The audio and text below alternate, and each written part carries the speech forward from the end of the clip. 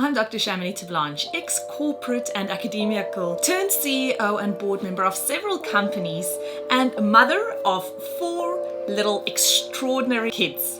But it wasn't that long ago that I lacked the confidence, the know-how, and the time to focus on designing and really going after the life that I so wanted to live. A life of freedom, of fairness, and of being fair dinkum to who I really was and what I wanted to get out of this fleeting time that we have on Mother Earth. Fast forward to many lessons learned and moving halfway around the world to the most amazing country, you'll see the life that I now live.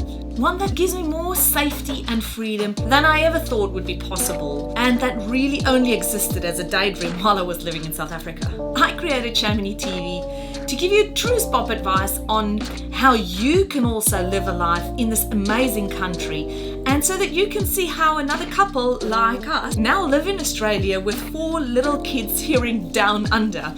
And I'll be providing you with step-by-step strategies so that you can make your Aussie dream a reality too. If you're a keen future Aussie who's looking to create a life that excites you and offers you safety, freedom, and opportunity, you have come to the right place, my friend. Welcome aboard.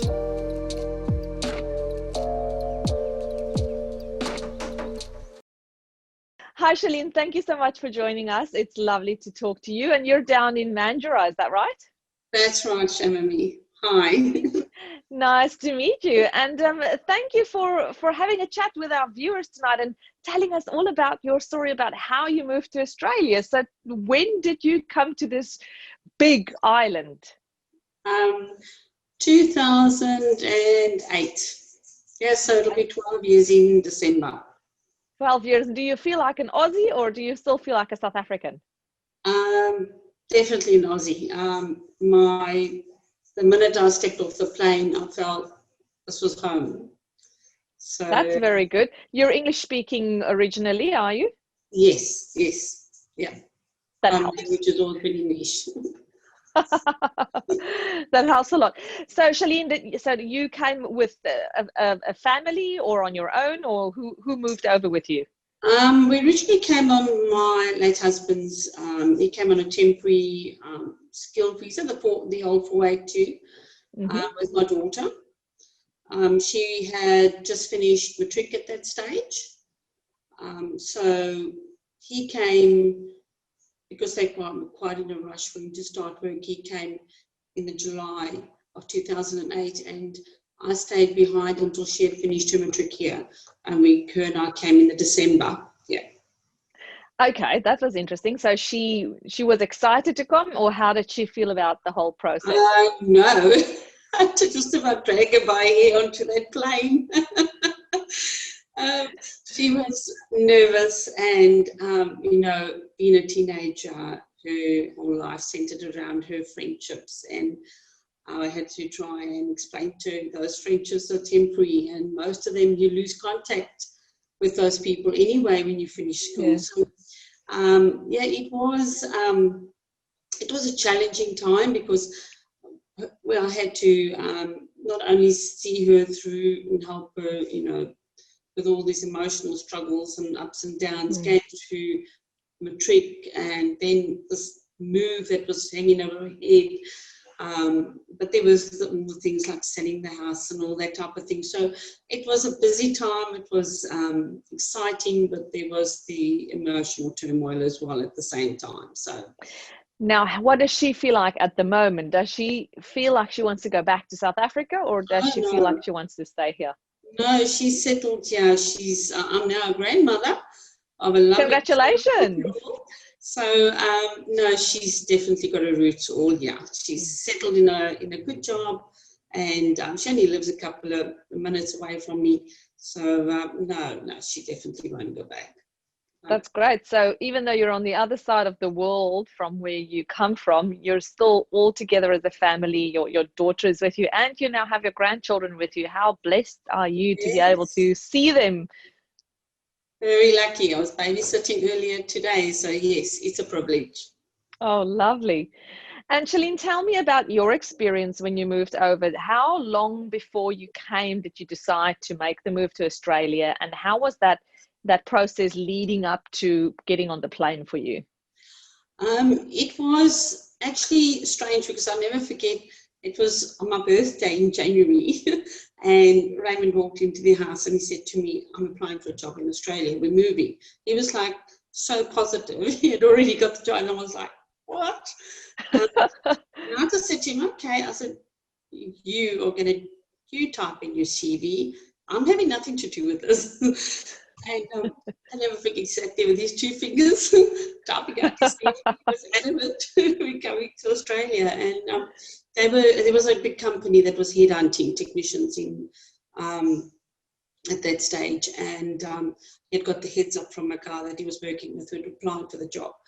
So, and he applied in the May, visa was granted, and in July he was on the plane. So it was very quick, and it was very, you had to just get our ducks in a row just suddenly. Wow, that is quick. So but you said your daughter finished matric before she came over with you? Yes. We decided it wasn't wise to pull her out in the middle of her final year and bring her here and then start over. So so you stayed behind with her to finish? That's right, yes. Okay, all right. And so he was here on his own in the beginning and you were still back in South Africa. So did you then sell the house and sold everything and brought your furniture over, or what did you do? We were lucky that the company that he worked for paid for the furniture to be moved over. So I just did the handling of the sale of the house, and well, I was there, with the packing of everything of furniture and stuff. So her and I squatted it for a couple of months in our house that side, and he was squatting this side. So it was, it was fun in a way. The things you got to do, but as you say, yes, that makes for good stories, because you look back at it fondly, go, yeah, I remember when we only had a blow-up mattress for the first 2 months. That's right. Oh, that's interesting. So you moved directly to Mandurah, is that right? Or did you live somewhere else first? No, we lived in Perth in Canning Vale, rented there, and then we bought our first house there. And after he passed, I decided to move to Mandurah. I just love the lifestyle and close to the beach. So, yes. For our viewers, Canning Vale is in Perth and Mandurah is about 40 minutes, probably an hour's drive south of Perth. Yeah, on a good run, about 50 minutes from the city. Yes, and it's a beautiful spot with all the houses on the marina and on the waterways, and it's just absolutely, right. As you say, it feels like a holiday town, which it probably is mostly a holiday town. Yeah, that's one thing attracted to me. It just, the feeling that I was on a Friday coming home from work, I felt like I was going on a holiday, this resort kind of feeling. Yes, it's good. So tell me, when Raymond passed on, did you decide to stay in Australia, or was there ever a consideration of going back to South Africa? No, the thought never entered my mind, but a lot of people did ask me that question. I suppose, it's a reasonable question to ask. No, Roseanne had moved out that stage. She had started building a life for herself here, and she's my first consideration. So it never ever dawned on me to go back. And I had also a good job, and I had the life here now. It was daunting, it was scary, but there's a difference between being alone and being lonely. And the first year was hard. It was really hard. It was quite an adaptation and emotional, and going with the grief and everything. But after that, I sort of decided, we're the ones living, we're the ones staying behind. We've got lives to live, and you've got to get to a point where you decide, I've got to get on with it. And I started involved in the church, and I got involved with craft groups, and I had my friends, and I was very blessed with a very good support structure. And I think you will know that your good friends here actually become family. Absolutely. And that was, and I've still got some very dear friends that are absolute like family to me. So, and also my faith, that was very important. That got me through. So, yeah, and you just get on with it. Yeah. And are you in a South African church, or is it a Baptist church, or what kind of church do you go to? Aussie church. And when you moved here originally, how did you find your feet with making friends and getting to know people? In a way, we were lucky. When Raymond came over, he came with a group of guys that he worked with or knew through his work. They were all technicians working for the same company, and they came over with their families more or less at the same time. And there were some that came a year or two previously. And so we had that network that we could rely on. And after us, some friends that we knew in South Africa came as well. So that was nice. It is difficult. We found it difficult in the beginning to make friends with the Aussies.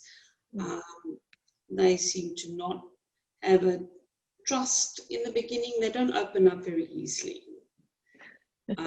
You've got to earn their respect. It doesn't come automatically. You can't think that's my right. It's not. You actually got to work for it. But once you get settled and you're sort of into the lifestyle, then it becomes much easier. And have you been back to South Africa much?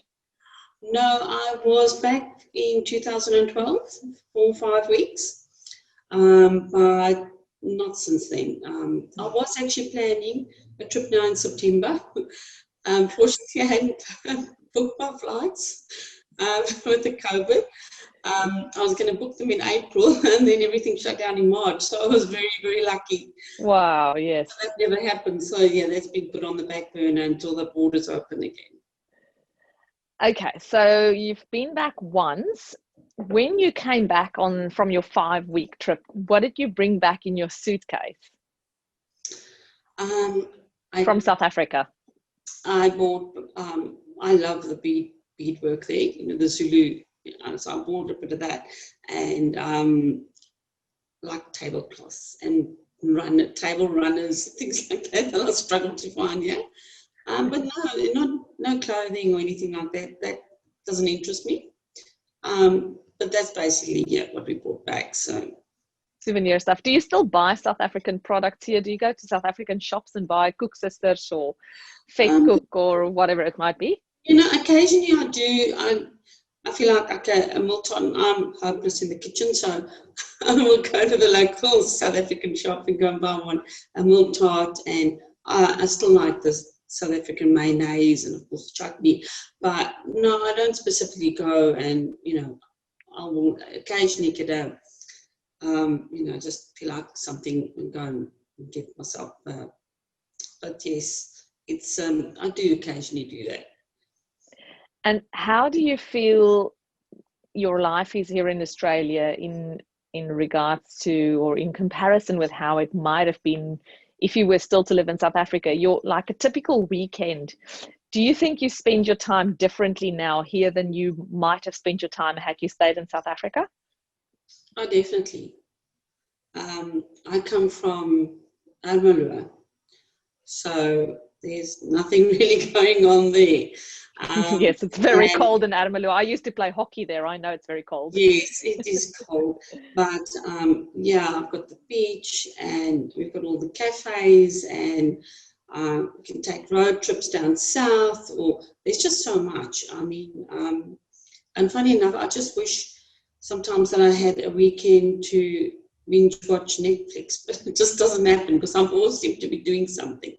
I've got something on, or it's coffee with friends, or my work takes up quite a lot of my time too. So it's busy all the time. Just don't get time to really sit down and do nothing.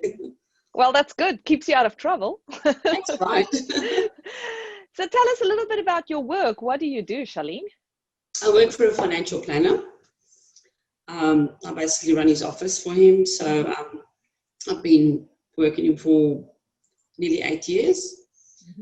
And I love it. Did you do that in South Africa as well? I had a banking background in South Africa.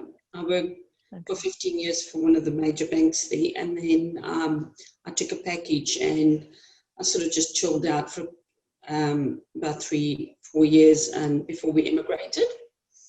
And so, but this is very different work. I had to learn from scratch, but I absolutely love it. So I will not, I wouldn't go back into the banking industry for sure. So how do you feel the work culture is between Australia and South Africa if you had to compare them? I think there is quite a big difference. It's very much work here. They do want their pound of flesh. There's no, they don't tolerate slackness, and in that way, it is a bit different. I quite enjoy it. I enjoy there's a lot of procedures, a lot of regulations that got to be followed. That can be a little bit of a bug sometimes. That's Aussie life. I mean, everything is rules and regulations here, so you get used to it. Yes, well, that's one of the reasons we are here, is because there are rules and regulations being followed. Exactly, and everything's governed by rules, especially in the financial industry. Yes, that's very true. You always have to have a disclaimer everywhere that says who you are and what you do and what you don't do and what you don't pretend to do. Exactly. Yes. Tell me, Charlene, if there's anybody watching this thinking, should I try and make the move to Australia, what would your advice be to them? Go for it, especially if you've got young children, and think of their futures. What future do they have in South Africa now? Whereas here, the world's their oyster. So I would say, don't even think twice. I know a lot of people are attached to their families, and it's hard. But when you've got kids, that's what you've got to think about. Think about their futures and what are they going to do when they leave school, or one day, what's their opportunities going to be? Whereas here, it's endless. So, yeah, absolutely. I would say don't even hesitate. And if you could do it all over again, would you? If I could do it, I would, we would love to have come 10 years earlier. If we had known what we know now 10 years earlier, because I think we missed out. We would have been so far more advanced in everything by now. When you come, you've got to start all over with your superannuation. You've got to build a life again from scratch. And we were in our 40s when we came. So it's not easy. And we always think, if we could have done it over, we would have liked to have come 10 years earlier. But of course, the opportunity wasn't there then. But yes, the sooner you can do it, the better. Absolutely.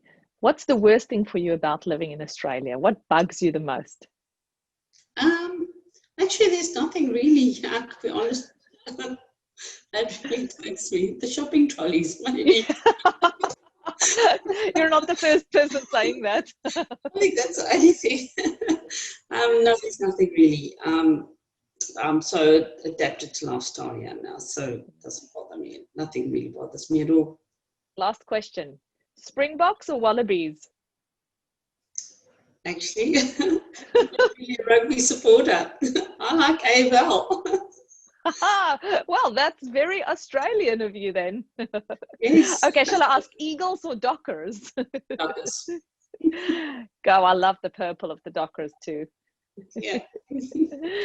Thank you, Charlene. It's been really lovely to talk to you and to hear your story about how you've moved over and to see that you've settled in so well and have made this place your home.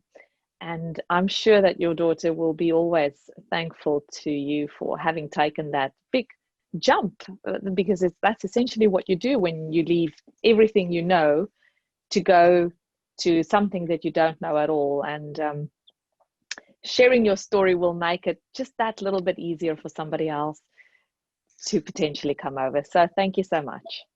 Thank you for having me. It's my pleasure. Have a lovely evening. Thanks, you too. Thank you. Bye. Goodbye. Bye. All right. So thank you so much for joining me today. If you had fun, please remember to hit that subscribe button, and then it'll make sure that you never miss a thing. I'll see you same time and same place next week. Bye for now.